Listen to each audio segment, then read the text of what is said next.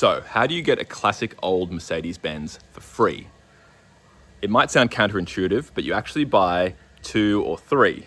I know that sounds a little bit crazy, but I've done this a few times and it does work.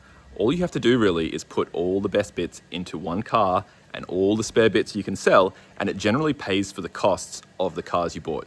You need space, you need time, and you need to know a few things, but I'm gonna do it in this video series over a few parts. So this is part 1. So this morning I'm just driving over to a mate's farm. I'm just on the edge of it now, because there's a bloke that's gonna come buy the engine from that old red wagon. So hopefully today it's gonna be pretty straightforward to pull it out, and then he'll drive off with it and hopefully give me about 300 bucks, which will get me halfway to the $600 that both the wagons cost. So anyway, it's a good start. I gotta get the engine out anyway, because there's a different motor I want to put in and a different gearbox. So yeah, see how we go. So I've just gone around loosening everything else off as well. So there's 2 bolts there for the exhaust, and then it just slides off. That's super easy. A few of these power steering lines down the bottom of the sump there, they're just stuck on by little hex heads. Obviously your engine mounts and these kind of big air conditioning lines there and there. And then really it's all the little stuff on top, like take your throttle linkage off and these vacuum lines, get them off to the side, and then it's really just the gearbox stuff that's got to come off. To anyone that hasn't done this before, this is about the best trick in the world. You see I've labeled everything there.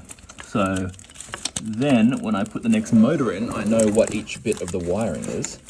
I'm actually using the camera on the phone right now so I can see, because this is actually a really funny little spot where only just my hands can just poke in to get this screw out of the starter motor wiring.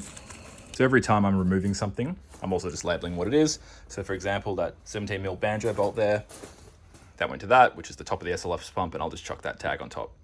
Now, if you're in somewhere like this where you don't have quite enough leverage, I usually just stick it on there and give it a little whack with a hammer and to loosen it up. So for the bottom of the engine mounts, you just come under here, just inside the spring, and there's a little hole where you can get up a little torque head to take that off. Now obviously it hasn't come off for a long time, and it is pretty stuck. So I've been trying that by hand. So next one I'll try is with the hammer.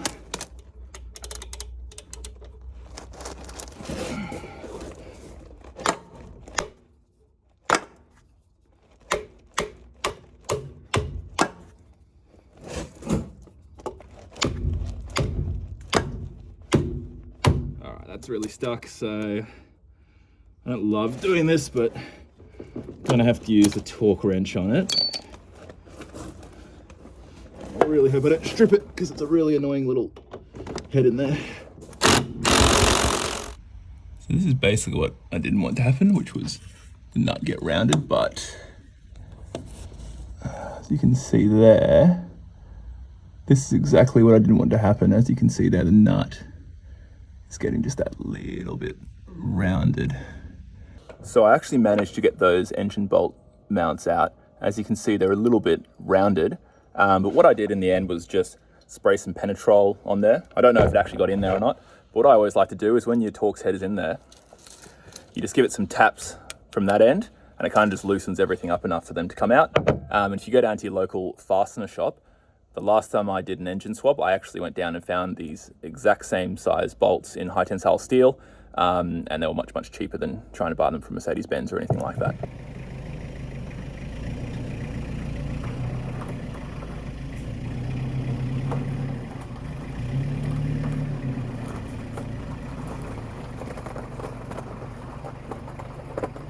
This workshop really only works if there's perfect weather and not too much mud.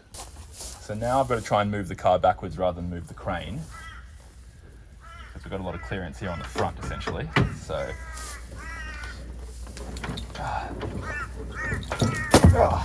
okay.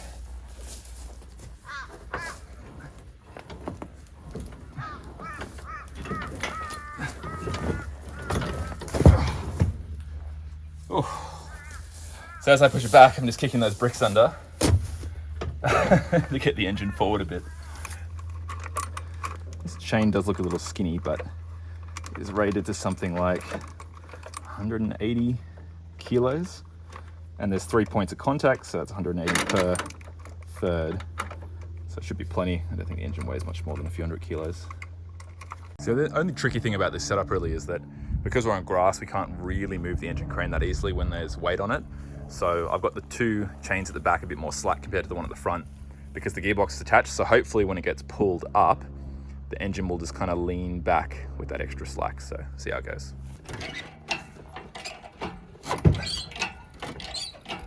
Oil cooler's kind of scraping a bit as we go up. The two things I couldn't get while it was still in the engine block, there was this aircon line, but now that it's out of the body, I can put a bigger tool on it.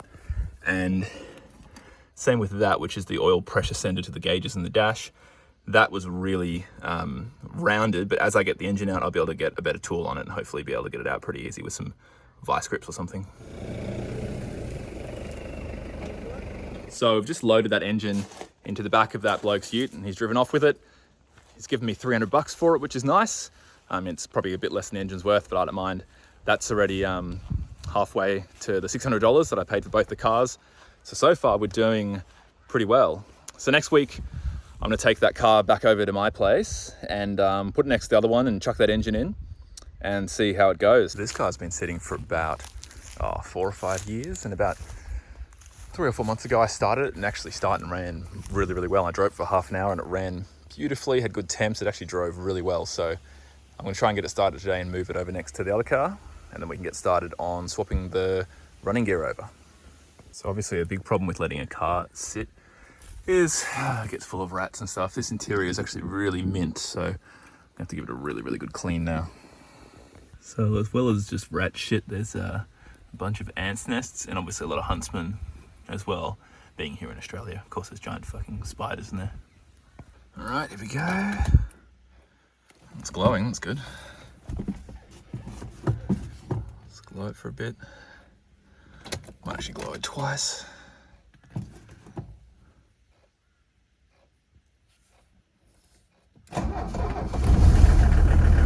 Wow, that was easy.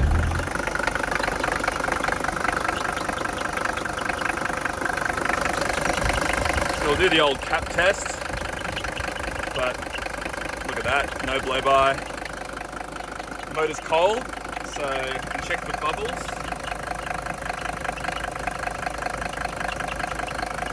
Doesn't seem to be any bubbles in the radiator either. Now I reckon a lot of your 300Ds or 240Ds at home probably don't even start that well, and that car's been started once in the last 5 years, so that's pretty amazing. So I've just pulled the engine out of the yellow wagon. You can see it over here. So it's ready to go into the red wagon, which I guess I'll hopefully do when I have time this week.